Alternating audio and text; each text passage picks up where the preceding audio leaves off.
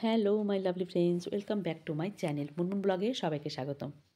আমি মুনমুন আবারও হাজির হয়ে গেছি একটা নতুন ভিডিও নিয়ে। তো যেহেতু আজকে সংক্রান্তি, তো ভেবেছি আজকে খিচুড়ি বানাবো। তো দেখো, গরম গরম খিচুড়ি বানিয়ে নিয়েছি। আর শীতকালে অনেক রকম সবজি পাওয়া যায়, তো সবজি দিয়ে খিচুড়ি খেতে কিন্তু বেশ ভালো লাগে।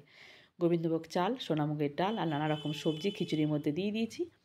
আর করেছি সাথে গোল গোল করে আলু ভাজা, বেগুন ভাজা আর বাঁধাকপির তরকারি, সাথে 1 চামচ গাওয়া ঘি। উফ, সত্যি দারুণ লাগে খেতে কিন্তু। তো দুপুরে আজকে এটাই মেনু ছিল, যেহেতু নিরামিষ রান্না করতে হবে তো এটাই করেছি। আর রাত্রেবেলায় মানে সন্ধেবেলায় ভাবলাম একটুখানি টিফিন বানাবো, তো কী বানাই, তো ছিল বেশ কটা মূলো।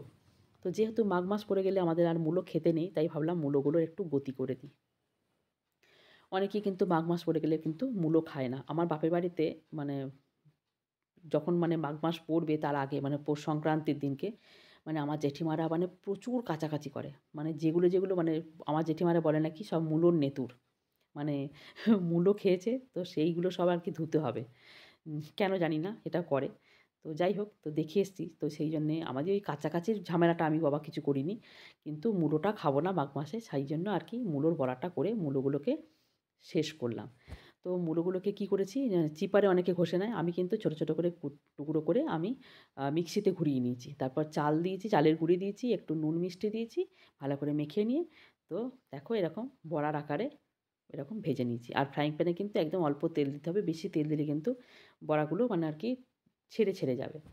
তা এই মূলোর বড়াটা খেতে আমার মেয়ে একদমই ভালোবাসে না। তো যেহেতু আমার মেয়ে নেই, হস্টেলে আছে, সেই জন্য আমি যেগুলো মেয়ে খেতে ভালোবাসে না সেইগুলো কিন্তু বানিয়েছি। তো গুঁড়ি হাতও হয়ে গেল। আর যেগুলো খেতে ভালোবাসে না সেগুলোও বানানো হয়ে গেল। কিন্তু আমার শাশুড়ি মা খেতে আবার ভীষণ ভালোবাসে। তো যাই হোক, টিফিনে এটা গরম গরম সবাইকে দিয়ে দিয়েছি। তারপরে রাতের পর্ব কী করেছি, সরু চাকলি। তো সরু চাকলি করতে দেখো সকালবেলা কাল সকালে আমি ডাল ভিজিয়ে রেখেছিলাম, কলাইয়ের ডাল আর একটু সামান্য ছোলার ডাল দিয়েছিলাম। তো ভালো করে পেস্ট বানিয়ে নিয়েছি। আর চালের গুঁড়ি ইউজ করেছি আমি এখানে, যেহেতু বাটাবাটির ঝামেলা আমি যাব না, অনেকেই চাল বেটে করে। তো আমি চালের গুঁড়ি দিয়েই করেছি। গুঁড়ি দিয়ে কিন্তু ভীষণ ভালো হয় কিন্তু সরু চাকলিটা। তো দিদি প্রথমে একটা ট্রাই করছে, দেখো ও আবার হাত দিয়ে ঘোরাচ্ছে। আমি বাবা এরকম পারি না। তো দিদিকে বললাম হাত দিয়ে ঘোরাচ্ছে, দেখো কত ছোট ছোট হয়েছে। তো দিদি বলল তাহলে আপনি একটা করে দিন। তো আমি কি করেছি বলো তো, বেগুনটার পিছনটা কেটে নিয়ে তেল বুলিয়ে ভালো করে মানে তেলে ডুবিয়ে ভালো করে আগে বুলিয়ে নিয়েছি।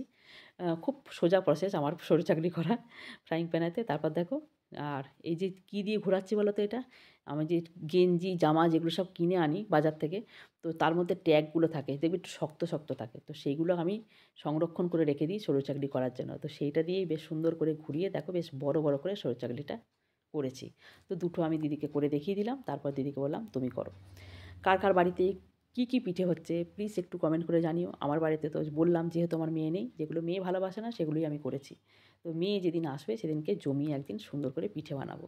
তো আজকে সরু চাকলি আর মুলোর বড়াটাই করেছি সংক্রান্তির দিনে। আর যদি ভিডিওটা তোমাদের ভালো লেগে থাকে অবশ্যই একটা লাইক করে দেবে, কমেন্ট করে আমাকে জানাবে ভিডিওটা তোমাদের কেমন লেগেছে।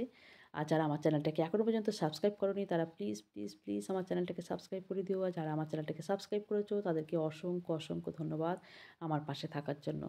তো দেখো সরু চাকলি মোটামুটি রেডি হয়ে গেছে। আর এদিকে গুড়ও আমার ফুটে গেছে, মানে যে বাটি নিয়ে এসেছিলাম খেজুর গুড়ে সেটাকে একটু গলিয়ে নিচ্ছি।